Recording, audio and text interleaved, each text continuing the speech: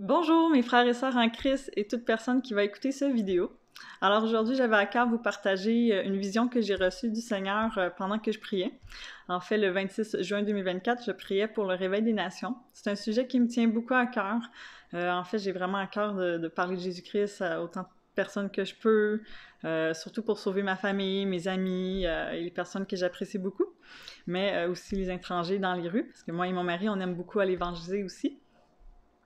Eh bien, pendant mon temps de prière pour le réveil des nations, j'ai vu comme une nuée blanche qui était pour moi le Saint-Esprit qui couvrait vraiment toute la terre. Alors, je sentais que le Saint-Esprit, là, il veut vraiment toucher le plus de personnes possible et il va le faire. Je sentais qu'il y avait en fait une accélération qui était pour avoir par le Saint-Esprit, puis qu'on verrait plus de prodiges, plus de miracles, plus de personnes touchées par le Seigneur. Et pendant que j'avais cette vision-là, en fait, j'ai reçu des versets dans le livre de Joël, chapitre 2, donc les versets 28 à 32, que je vais lire avec vous. Alors, après cela, je répandrai mon esprit sur toute chair. Vos fils et vos filles prophétiseront, vos vieillards auront des songes, et vos jeunes gens des visions. Même sur les serviteurs et sur les servantes. Dans ces jours-là, je répandrai mon esprit. Je ferai paraître des prodiges dans les cieux et sur la terre, du sang, du feu et des colonnes de fumée. Le soleil se changera en ténèbres et la lune en sang, avant l'arrivée du jour de l'Éternel, de ce jour grand et terrible. Alors quiconque invoquera le nom de l'Éternel sera sauvé. Le salut sera sur la montagne de Sion et à Jérusalem. Comme a dit l'Éternel, et parmi les réchappés que l'Éternel appellera. Alors, on n'oublie pas évidemment que c'est le Seigneur Jésus-Christ qui s'est sacrifié pour le pardon de nos péchés à Jérusalem. Alors, quiconque croira en lui et aura foi, peut recevoir le pardon de ses péchés en se repentant sincèrement. Alors, sinon, on sait qu'on arrive de plus en plus vers la fin des temps, on fait à grands pas. Eh bien, il est écrit que oui, il y aurait de plus en plus de miracles, plus en plus de prodiges qui arrivera vers la fin des temps. Eh bien, personnellement, j'ai eu un grand miracle dans ma vie. En fait, j'ai été guérie de la sclérose en plaques.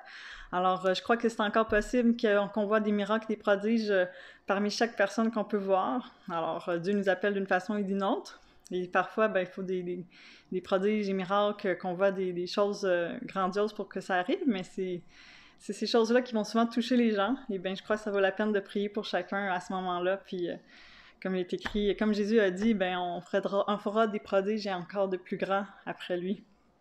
On fera des miracles comme lui et des plus grands encore, pardon. Par la suite, en fait, le 7 juillet 2024, en priant avec mon mari pour savoir si le Seigneur avait une parole pour le Québec, eh bien, j'ai vu, en fait, en vision encore une fois, comme une barrière de lumière qui entourait la province du Québec. Et je voyais que dans la province, des lumières s'allumaient un peu partout ici et là. Et je ressentais encore en esprit que ces lumières-là, en fait, c'était chaque personne né de nouveau. Alors, nous sommes les lumières du monde, le sel de ce monde. Alors, lorsqu'on s'illumine, il faut le partager, il ne faut pas le cacher, la lumière, il faut se multiplier. Et j'avais d'ailleurs entendu aussi dans l'esprit le Seigneur dire « Je veille sur mon peuple, jour et nuit, et je le protégerai. Multipliez-vous. J'ai un peuple nombreux qui m'attend. » Alors, pour se multiplier, encore une fois, il faut parler du Seigneur, il faut évangéliser, il faut prier les uns pour les autres, parler de lui, parler de ce qu'il a fait dans nos vies, et chercher à se rapprocher de lui aussi, évidemment. J'avais reçu également un verset dans le livre d'Éphésiens, chapitre 1, du verset 4 à 6.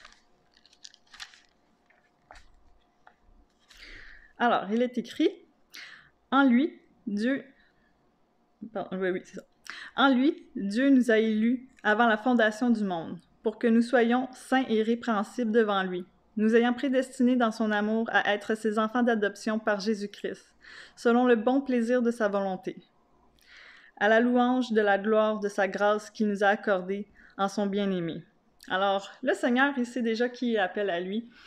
Donc, c'est à nous d'aller aider le Seigneur à les appeler également en allant les toucher un après l'autre. Donc, si ça vous intéresse, eh bien, on va pouvoir prier ensemble, en fait, pour le réveil des nations.